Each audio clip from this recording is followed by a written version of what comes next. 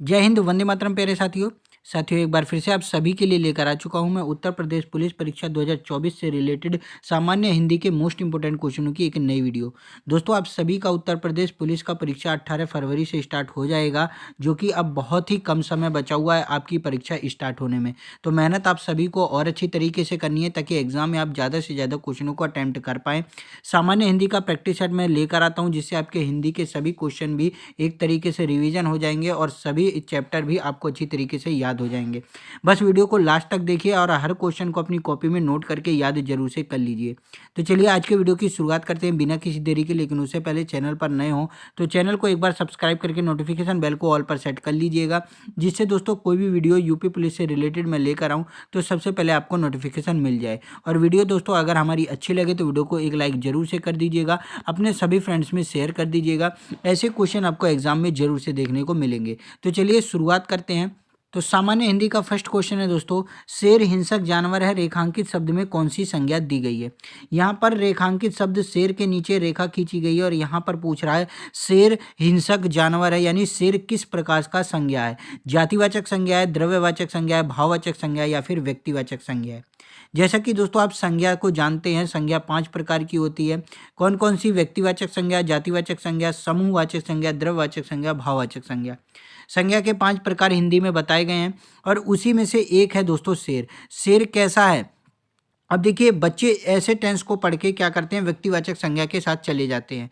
व्यक्तिवाचक संज्ञा में नाम स्थान का बोध होता है। जैसे मैं कह दूं पटना, जैसे मैं कह दूं राहुल, तो ये दोस्तों नाम है, स्थान है, ये सब क्या होते हैं, व्यक्तिवाचक संज्ञा होते हैं। लेकिन किसी जाति का बोध कराए, जैसे मैं दोस्तों यहाँ पर कह दूं कि लड़की, तो लड़की क्या है, एक जाति का बोध करा रहा है। लड़कियों की सारी जातियों की बात बता रहा है, सारी लड़कियों की मतलब बात उसी में आ जा रही है। लड़की एक जाति हो जा रहा है, तो जातिवाचक संज्ञा यहाँ पर होता है। जैसे यहाँ पर मैंने कह दिया शेर। शेर क्या है दोस्तों, एक जातिवाचक संज्ञा है। शेर क्या है, जातिवाचक संज्ञा है। इसमें सभी प्रकार के शेर आ जाते हैं, जैसे बंगाल टाइगर हो गया, असम के टाइगर हो गया, तो इनके नाम अलग अलग होते हैं, लेकिन ये हैं क्या, शेर कहलाते हैं। तो शेर क्या है दोस्तों, एक जातिवाचक संज्ञा है। ऑप्शन ए आपका राइट आंसर हो जाएगा। वेरी इंपॉर्टेंट है, याद करिएगा, क्योंकि शेर के साथ दोस्तों बच्चे व्यक्तिवाचक के साथ चले जाते हैं, लेकिन शेर क्या है, एक जातिवाचक संज्ञा। आपको जरूर से नोट करना है, ठीक है। जैसे मैं यहाँ कह दूं दिव्या। दिव्या क्या है दोस्तों, दिव्या एक व्यक्तिवाचक संज्ञा है। लेकिन यदि मैं कह दूं लड़की, लड़की, तो लड़की क्या हो जाएगा दोस्तों, एक जातिवाचक संज्ञा हो जाएगा, ठीक है। तो परेशान नहीं होना है, जातिवाचक संज्ञा के साथ आपको जाना है। चलिए नेक्स्ट क्वेश्चन देखते हैं। अगला है दोस्तों, निम्न में से कौन सा शब्द प्रश्नवाचक संज्ञा का उदाहरण है। प्रश्नवाचक संज्ञा, प्रश्नवाचक संज्ञा नहीं, यहाँ पर सर्वनाम होना चाहिए था दोस्तों। प्रश्नवाचक सर्वनाम का एक उदाहरण है।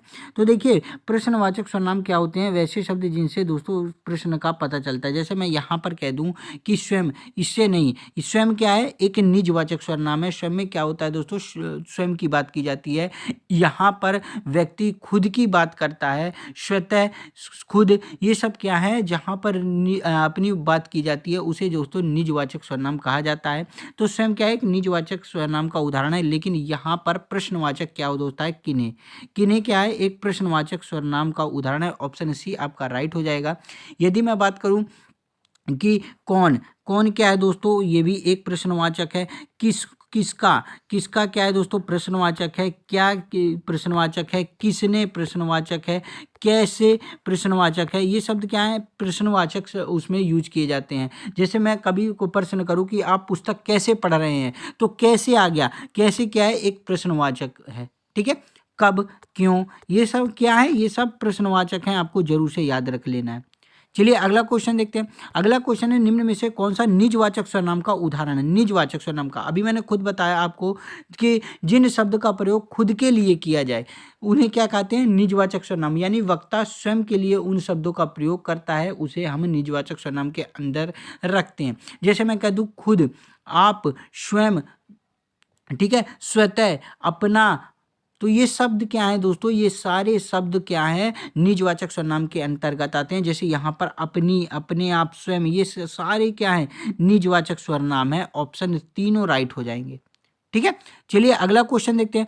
अगला क्वेश्चन है, कुछ प्रश्न बहुत कठिन थे, इस वाक्य में प्रयुक्त प्रविशेषण को छांटिए। प्रविशेषण, देखिए विशेषण क्या होता है, संज्ञा या सर्वनाम की विशेषता बताते हैं उन्हें विशेषण कहा जाता है, और जो विशेषण की भी विशेषता बताए उन्हें क्या कहा जाता है, प्रविशेषण कहा जाता है, जो विशेषण की विशेषता बताते हैं।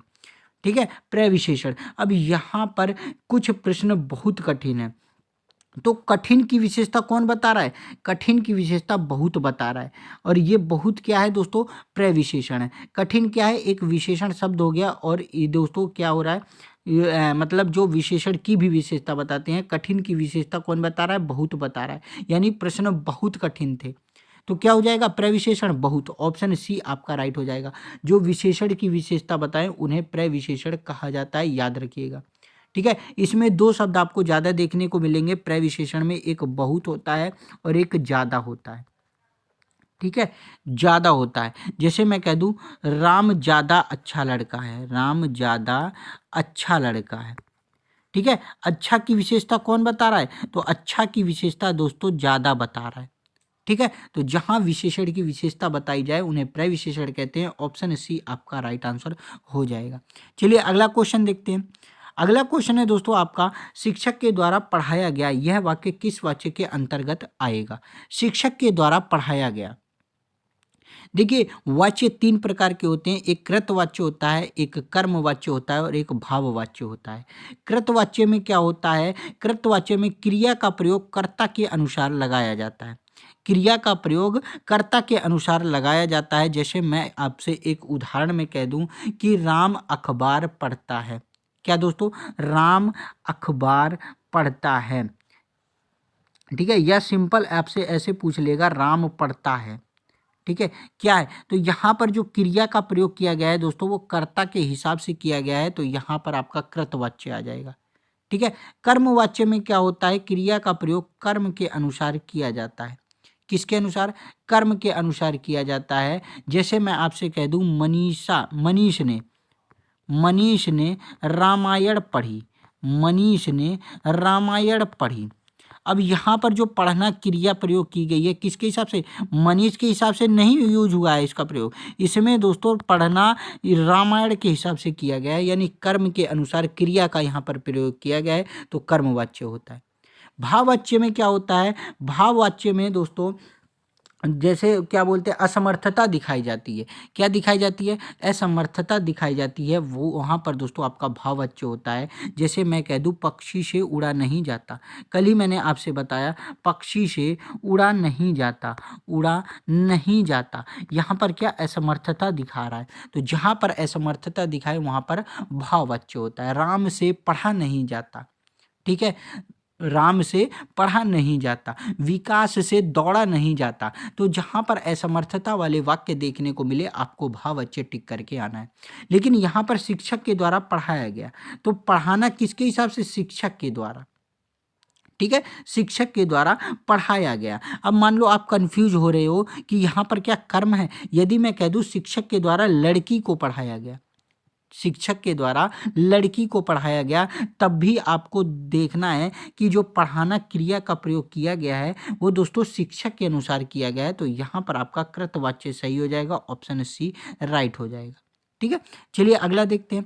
अगला क्वेश्चन है दोस्तों, सिर फिर जाना मुहावरे का क्या अर्थ है। आशा करता हूँ दोस्तों जो भी चीज़ें मैं आपको बता रहा हूँ वो आज ही आप कंप्लीट कर देंगे, आज ही सारी कन्फ्यूजन आप दूर कर देंगे। यदि कोई भी कन्फ्यूजन हो वीडियो को एक बार फिर से देखिएगा और सारी कन्फ्यूजन को आज ही की वीडियो में कंप्लीट करके जाइएगा, सारी कन्फ्यूजन को आज ही दूर करके जाइएगा। कोई भी दिक्कत हो कमेंट जरूर से करिएगा, वीडियो को लाइक जरूर से एक कर दीजिएगा, बहुत मेहनत लगती है वीडियो बनाने के लिए, तो आपका एक लाइक जरूर से बनता है। चैनल को सब्सक्राइब जरूर से कर लीजिएगा। चलिए इस मुहावरे का क्या अर्थ हो जाएगा दोस्तों, सिर फिर जाना, सिंपल सा पागल हो जाना, कहते हैं ना उसका तो सिर फिर गया, यानी वो पागल हो गया है। चलिए अगला देखते हैं। अगला क्वेश्चन है, आसमान से बातें करना, आसमान से बातें करना मुहावरे का क्या अर्थ है, यानी बहुत ऊंचा होना। क्या दोस्तों, बहुत ऊंचा होना, ऑप्शन बी राइट हो जाएगा। जैसे कोई लंबा व्यक्ति हो उसको लोग कहते हैं ये तो देखो आसमान से बातें कर रहा है, यानी बहुत लंबा है ये।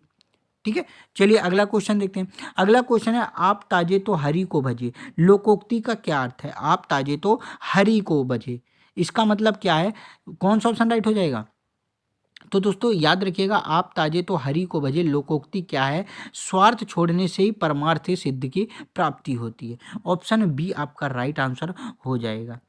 ठीक है, चलिए अगला देखते हैं। अगला क्वेश्चन है, उल्टे बांस बरेली को लोकोक्ति का क्या अर्थ है। देखिए, ऐसे क्वेश्चन आपको यूपी पुलिस कांस्टेबल में देगा जो आसान तो रहेंगे लेकिन आपको थोड़ा सा कंफ्यूज भी करेंगे, ताकि आप गलत के साथ चले जाएं। आपको ऐसा नहीं करना, आपको प्रैक्टिस अच्छी तरीके से करना है, ताकि प्रैक्टिस करने से आपकी सारी चीज़ें कवर हो जाएं और जो भी आपके कन्फ्यूजन है वो प्रैक्टिस करने से ही दूर हो पाएगी दोस्तों। तो प्रैक्टिस जरूर से करते रहिएगा। यदि मैं दोस्तों इस लोकोक्ति के अर्थ की बात करूं कि उल्टे बांस बरेली को, इसका क्या अर्थ हो जाएगा, तो ऑप्शन आपका ए राइट हो जाएगा, विपरीत कार्य करना, विपरीत कार्य करना। चलिए अगला देखते हैं। अगला क्वेश्चन है, भारतीय भाषा का पहला पत्र क्या है। भारतीय भाषा का पहला पत्र, तो काफ़ी सारे बच्चे दोस्तों उदंत मार्तंड के साथ चले जाते हैं, जो कि गलत है। याद रख लीजिएगा, पहला पत्र समाचार पत्र कौन सा था, बंगाल गजट। ऑप्शन आपका डी राइट आंसर हो जाएगा। ठीक है, चलिए अगला देखते हैं। अगला क्वेश्चन है दोस्तों, वागार्थ का प्रकाशन कहाँ से होता है। वागार्थ का प्रकाशन कहाँ से होता है, तो याद रख लीजिएगा, कोलकाता से। ऑप्शन ए आपका राइट आंसर हो जाएगा। कहाँ से होता है, कोलकाता से। चलिए अगला देखते हैं। अगला क्वेश्चन है, हंस पत्रिका का प्रकाशन किसने प्रारंभ किया था। वेरी इंपॉर्टेंट क्वेश्चन है और ऐसे क्वेश्चन आपको यूपी पुलिस कांस्टेबल में जरूर से देखने को मिलेंगे।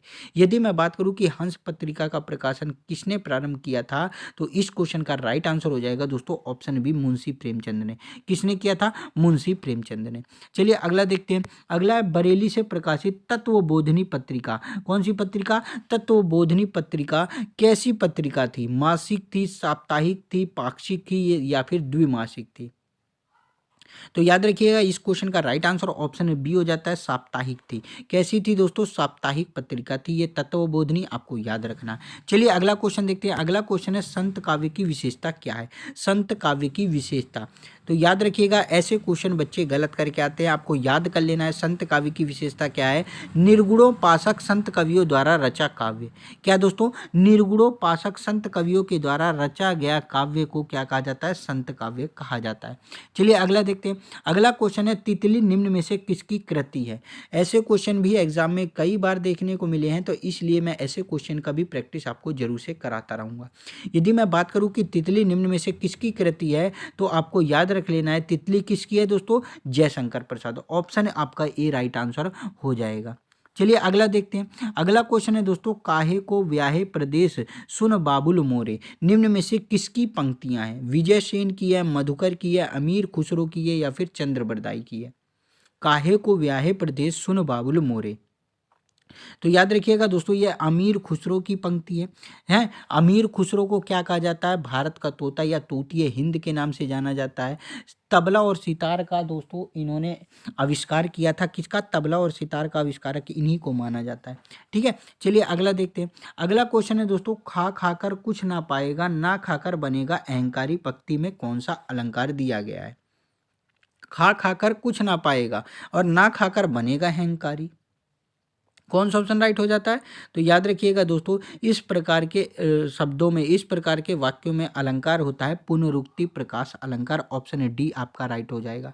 पुनरुक्ति प्रकाश अलंकार क्या होता है, जहां एक ही शब्द दो या इससे अधिक बार आया हो और ऐसे होने से अर्थ में रुचिरता बढ़ जाती है, उसे दोस्तों हम लोग पुनरुक्ति अलंकार कहते हैं। जैसे मैं एक नए उदाहरण की बात करूं, जुगुन जुगुन समझावत हारा, कहा न मानत कोई। क्या, जुगुन जुगुन समझावत हारा, कहा न मानत कोई रे। यहाँ पर भी दोस्तों पुनरुक्ति अलंकार है। जुगुन जुगुन शब्द दो से अधिक दो बार आया है और इसका दोस्तों आने से क्या हो रहा है, अर्थ में रुचिरता बढ़ जा रही है कि मैं सबको समझा कर हार चुका हूँ लेकिन मेरी बात कोई नहीं मानता है। दूसरे उदाहरण की बात करूं, मधुर मधुर मेरे दीपक जल। ठीक है, तो याद रख लेना है, जहां पर एक ही शब्द दो या इससे अधिक बार आया हो और ऐसा होने से अर्थ में रुचिरता बढ़ जाती हो, वहां पर दोस्तों पुनरुक्ति अलंकार का प्रयोग किया जाता है।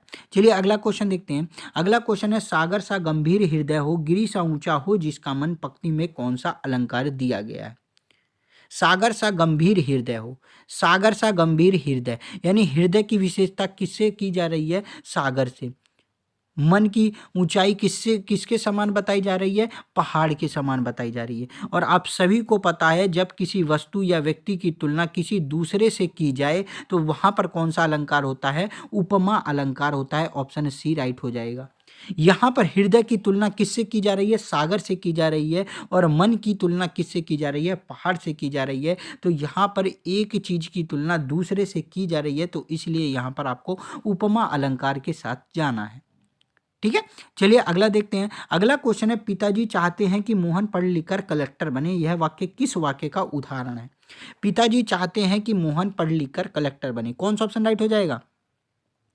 तो दोस्तों पिताजी चाहते हैं, पिताजी के मन में है ये बात कि मोहन पढ़ लिख कर कलेक्टर बने। तो पिताजी की क्या यहाँ पर सामने आ रही है? इच्छा सामने आ रही है। और जहाँ पर इच्छा सामने आए वहाँ पर इच्छा बोधक वाक्य होता है। ऑप्शन ए आपका राइट आंसर हो जाएगा।